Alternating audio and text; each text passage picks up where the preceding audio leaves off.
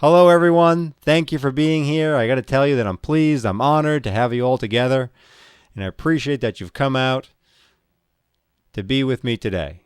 First of all, I want to congratulate the farmers on another record harvest. We have more grain stored than ever before. We've exceeded our stretch goal for this fiscal year. Give yourselves a hand. Excellent, excellent. I appreciate it. Oh, and I also want to recognize the raiding parties. Great job subduing those neighboring tribes.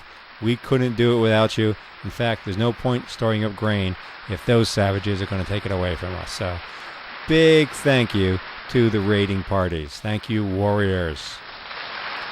Well, the time has come to celebrate our success, to mark the occasion with an enduring display.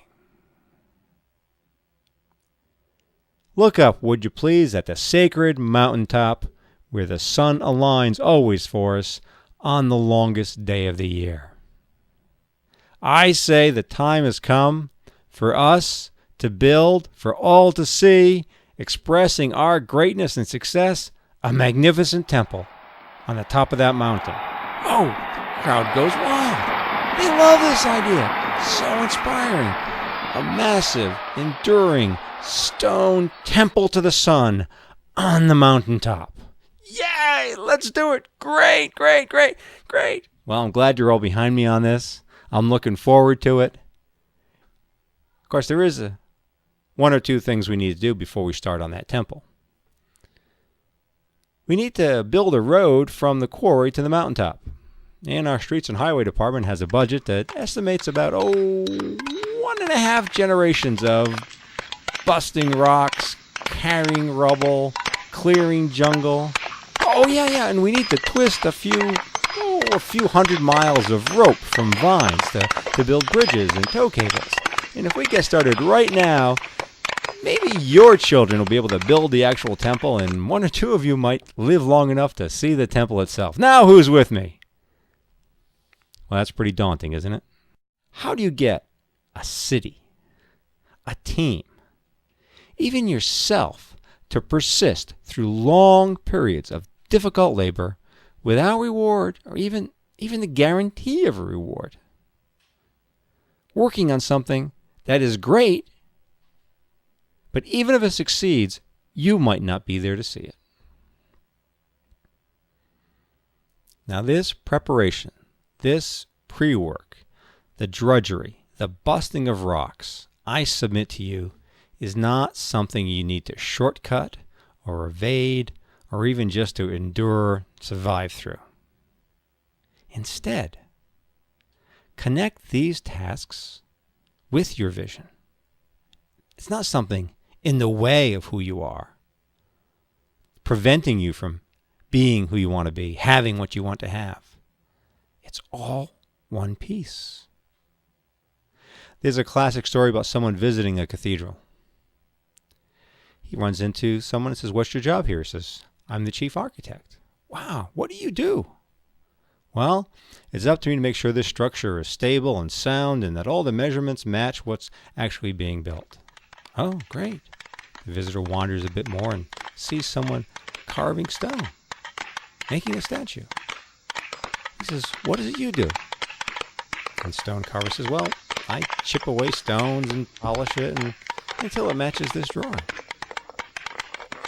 Finally, the visitor encountered someone who had a huge smile, seemed full of energy, carrying a broom.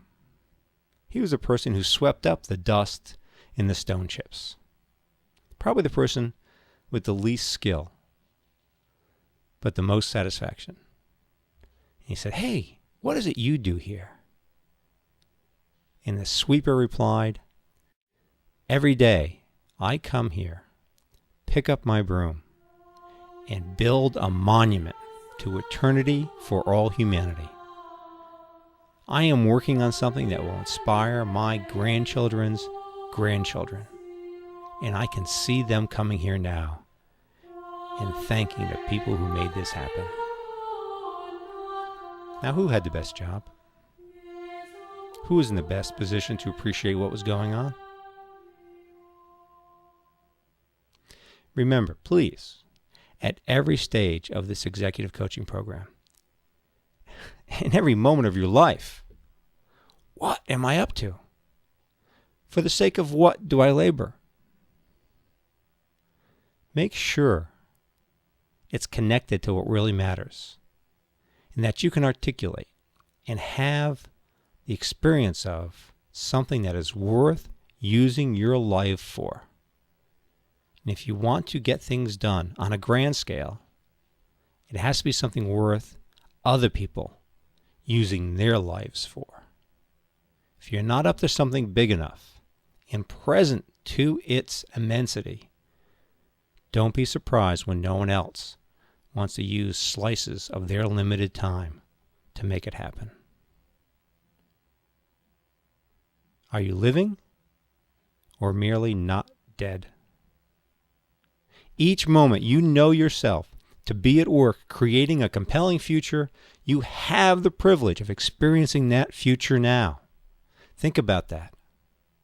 We tend to act as though what has happened in the past and what's going on now determines how we feel in the present. But it's not. It's what we expect next that gives us our experience now.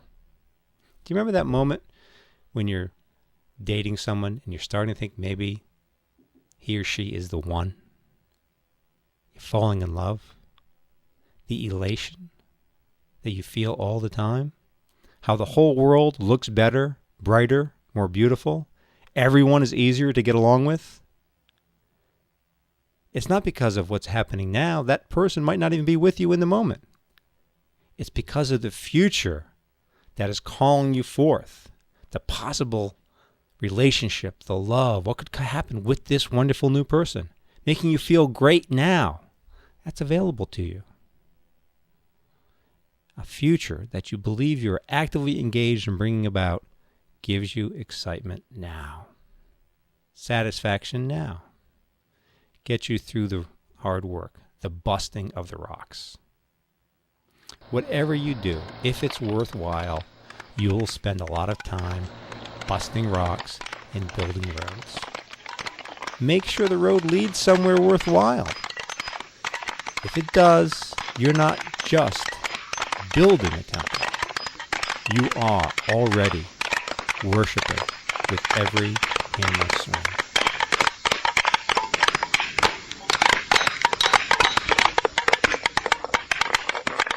This podcast and other executive coaching podcasts are available on the blog of Tony Mayo at www.tonymayo.com.